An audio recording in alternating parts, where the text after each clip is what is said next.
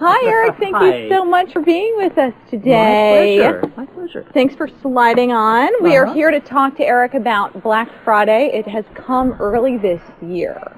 That's right. With the economy the way it is, retailers are doing everything they can to pry dollars out of reluctant customers' hands. So, you know, this is a very important season to retailers. It could be 25 to 40% of their year's total sales. So if they can expand the shopping season by a little bit, by advancing it, anything in this economy helps. Well, I mean, at this point, though, last year people were pinching pennies just as much as this year. So why are we seeing this now? Well, we're seeing it now because it's a way to expand the shopping season and give retailers that many more chances to, you know, sink their hooks into you.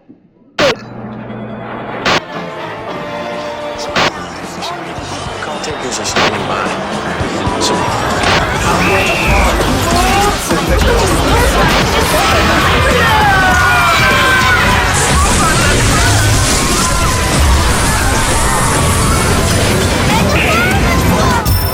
This is the world I grew up in.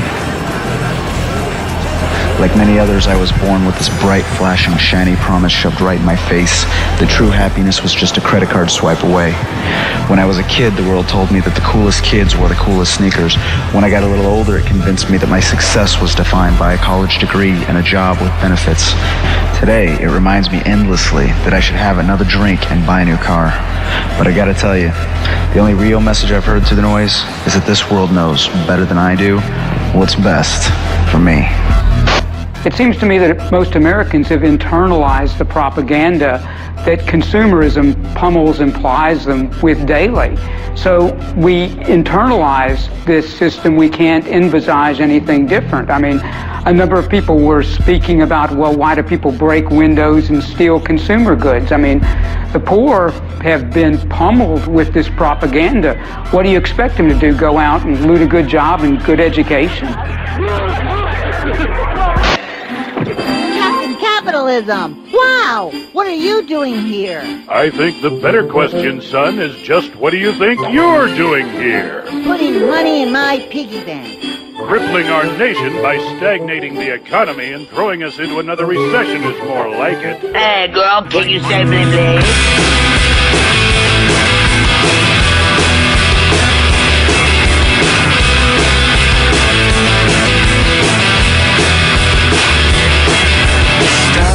Coca-Cola, Gap, Nike, Walmart, Body Shop, Exxon, BP, Amoco, General Motors, Texaco, RJ Reynolds, Nabisco, Philip Morris, Marlboro, Mars, McDonald's, Domino's, Ben & Jerry's, Monsanto. Why do we consume to such a crazy level, a level that the research shows over and over is undermining our health, our societal well-being, and the environment? You know, we have to step back from before even starting this to recognize that most of what we do, most of what we see as normal, is actually shaped by our cultural norms. And unfortunately, where we are today is that culture has made consumerism feel normal or natural, right? So that watching 5 hours of television a day as a child, or drinking huge caffeinated beverages at 5 years old, as this picture here suggests, is okay. You know, that we don't even question it anymore. You know, and the strong illustration of that for me is this series of pictures.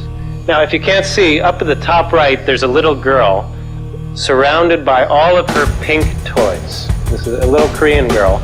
The artist actually was more interested in the genderfication process of children. I mean, just look from how young we are brought into the consumer culture, where we define our well-being, our happiness, our leisure through the stuff we have, through the stuff that surrounds us.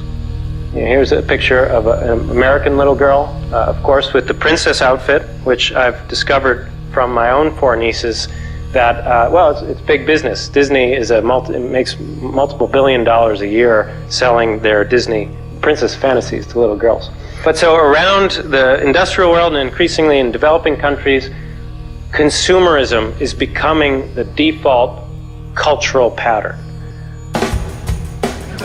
In the 1950s, late 50s, early 60s, a bunch of advertising guys got together in Madison Avenue and decided that what they were trying to do was sell products to younger people. They thought we should try and sell products to younger people because then they'll buy things their whole life. So they'll try and sell them soft drinks or bread or cigars or whatever the hell they were selling them. And they thought we'll try and appeal to young people because the youth was the place where you were going to be able to sell things. And what happened was that in a strange kind of quirk of fate, youth began to be celebrated by society in a way that it had never been in any time in human history, because what used to be celebrated was experience and cleverness. But what happened was that what became valuable was youth, the quality of youth, which made you a consumer. So what happened is that they started concentrating on these people. Society started to turn on its head because with the deification of youth, youth has a byproduct. The byproduct of youth is inexperience. By the nature of having youth, you don't have any experience. You're too young to have it. It became fashionable and desirable to be young and to be stupid. And it started to be a fashion, and that grew, and that grew, and that grew, and that grew, and now that's what all the kids want to be. And this terrible movement, nobody meant it. Every time that I open my mouth critically with regards to this country, every time I feel like I want to criticize this country, there's this little niggling voice in the back of my head that says, how dare you, Paul? You know how fat and lazy you are? You know how privileged you are? How dare you criticize this country? How dare you sit there in your life of abject luxury and criticize this great country? How dare you? But you know what, ladies and gentlemen? I cannot carry the torch anymore for this country. America is not the land of the free, nor is it the home of the brave. It is neither of those things. America is a country of aggressively ignorant fucking cowards. People that are just willing to hand over their civil liberties, lock, stock, and barrel, without even taking the time to inform themselves. They're so stupid and so deluded and so caught in the quagmire that is their empty, infotainment-filled lives that they just line up for somebody to tell them how they should feel. The real problem is us. We're the problem because we're too distracted by bullshit that's on the fucking TV to stand up for what's in our best interests. What's the answer to that? How do you stop that? Individually, they earn about $12 a week in allowance, but collectively, 8 to 12-year-old kids in the U.S., 20 million strong, wield $43 billion of their parents' money in annual spending power. And they've got the stars to prove it. What makes her a superstar on the launch pad? When she walked in and said, "Hi, I'm Victoria Justice and I'm 12 years old," I was like, all right, this kid has real charisma. I'm thinking, this is a kid I want to probably develop a TV show for. Do you want to be a movie star or a singing star? I want to do both. You want it all? I want to do both. I want it all. Why not? This season's premiere got almost 9 million viewers, making it the highest-rated season premiere in MTV's history. Season 4 follows the cast as they head to their homeland, Italy, in what can only be described as the beginnings of a global takeover. I could get the Lindsay Lohan DUI arrest out of the teleprompter and put my script in it. Is that possible? As to the charge of first-degree murder, verdict as to count 1. We, the jury. Press Association is reporting that singer Amy Winehouse has been found dead in her London apartment. Yeah, exactly. I'm Easy. done with the Paris Hilton story. Just do the news. In this country, being stupid is no longer considered to be a detriment. Being stupid is considered to be a virtue in this country. We reward the stupid in this country. That's exactly the opposite thing that we should do. There should be social pressure on people that are willfully ignorant to not be stupid, and instead we reward people. We reward stupidity in this country. We reward people with multi-million-dollar TV contracts so that all the other stupid people can sit around and watch how stupid these people are. It breaks my heart to see a place like this that has so much potential absolutely fucking wasted. But there's a reason. There's a reason.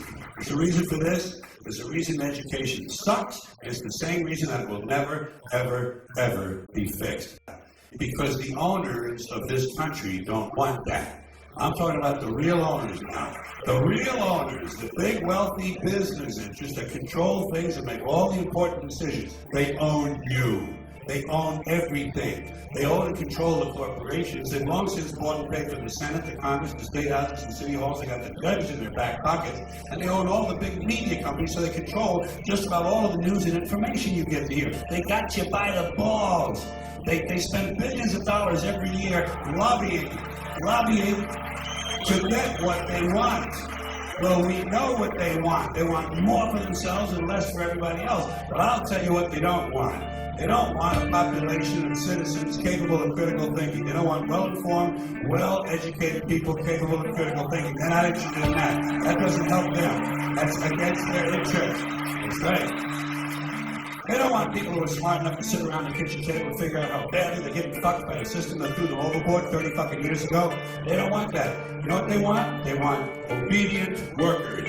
Obedient workers. People who are just smart enough to run the machines and do the paperwork and just dumb enough to passively accept all these increasingly shittier jobs with the lower pay, the longer hours, the reduced benefits, the end of overtime, and the vanishing pension that disappears the minute you go to collect it. And now they're coming for your Social Security money. They want your fucking retirement money. They want it back so they can give it to their criminal friends on Wall Street. You know something? They'll get it. They'll get it all from you sooner or later because they own this fucking place.